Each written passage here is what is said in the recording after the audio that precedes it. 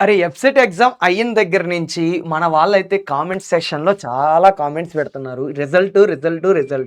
నేను ఒక్కటే చెప్తున్నాను రా. నువ్వు ఒక్కసారి ఎగ్జామ్ రాసొచ్చేసిన తర్వాత నువ్వు ఏమి చేయడానికి ఏమీ అవ్వదు.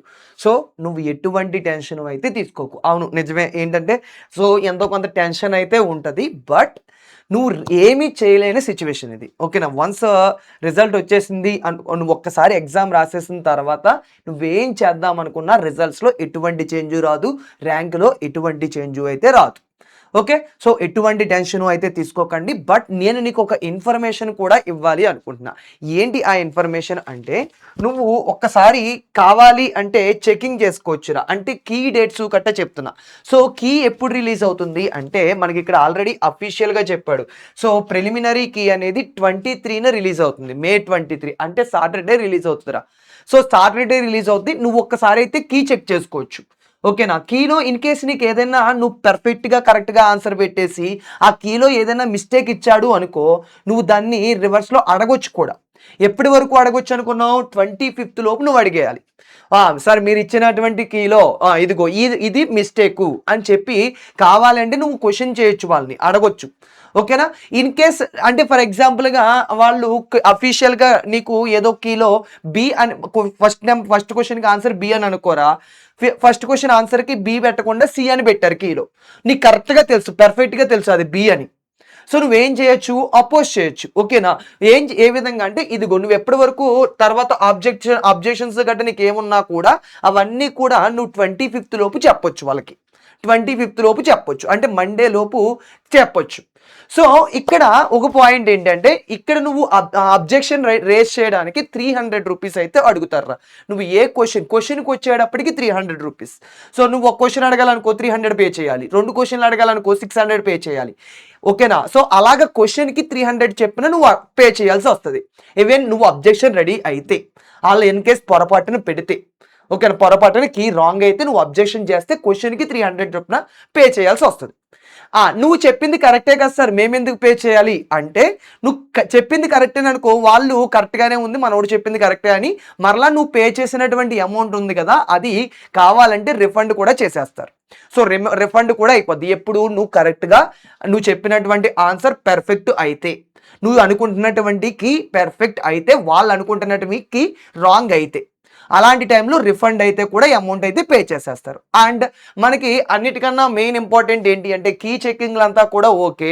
కీ రిలీజ్ అయ్యేదేమో 23 కీ చెకింగ్ అంతా కూడా కావాలంటే మనం 25థ్ వరకు అబ్జెక్షన్ అయితే చేసుకోవచ్చు. బట్ మనకందరికీ కావాల్సింది ఏంటంటే రిజల్ట్.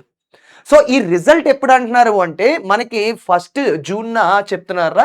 ఇది ఫస్ట్ జూన్‌నే వచ్చేయాలని రూల్ లేదు. ఎందుకంటే ఇది టెంటేటివ్‌లీ అంటే దగ్గరలో ఉండొచ్చు. అంటే ఫస్ట్ వీక్‌లో ఎక్స్‌పెక్ట్ చేసుకోండి. సో, జూన్ ఫస్ట్ వీక్‌లో మనకి ఈ రిజల్ట్ అయితే వచ్చేస్తదిరా. ఓకేనా? సో, ఇవి నేను చెప్పాలనుకుంటున్నటువంటి ఫస్ట్ పాయింట్. అండ్ రిజల్ట్స్ గురించి అయితే ఎటువంటి టెన్షన్ తీసుకోవాల్సిన అవసరం లేదు. ఎందుకంటే ఆల్రెడీ ఫస్ట్ ఆఫ్ ఆల్ నువ్వు చేసేదేమీ లేదు. ఓకేనా? నువ్వేం చేద్దామని చేసేదేం లేదు. వచ్చినటువంటి రిజల్ట్‌ని బేస్ చేసి తర్వాత స్టెప్ బెస్ట్‌గా ఎలా వెయ్యాలి అనేది ఆలోచించు. తర్వాత స్టెప్ టాప్ కాలేజీల్లో ఎలా జాయిన్ అవ్వాలి అనేది ఆలోచించు. సో, ఆల్రెడీ ఈ స్టెప్ అయితే కంప్లీట్ అయిపోయింది. రిజల్ట్ అయితే వచ్చేస్తది. సో, రిజల్ట్ వచ్చిన తర్వాత దాని తర్వాత స్టెప్ అనేది బెస్ట్‌గా ఎలా వెయ్యాలి అనేది ఆలోచించు. అది కరెక్ట్ మెథడ్. అంతే తప్పించి రిజల్ట్ ఏమైపోద్ది ఇది టెన్షన్ అనేది రాంగ్ పాత్. సో, వచ్చినటువంటి రిజల్ట్ తర్వాత స్టెప్ ఏం చేయాలి అనేది బెస్ట్ వే ఆ థింకింగ్‌లో ఆలోచించు. ఓకేనా? సో, ఆల్ ది బెస్ట్ రా. All the best for your result. All the best. మీరందరూ కూడా మంచిగా రాసారని నాకు తెలుసు. మంచిగా ఎగ్జామ్ రిజల్ట్ కూడా వస్తది. ఎటువంటి టెన్షన్ అయితే పడకండి.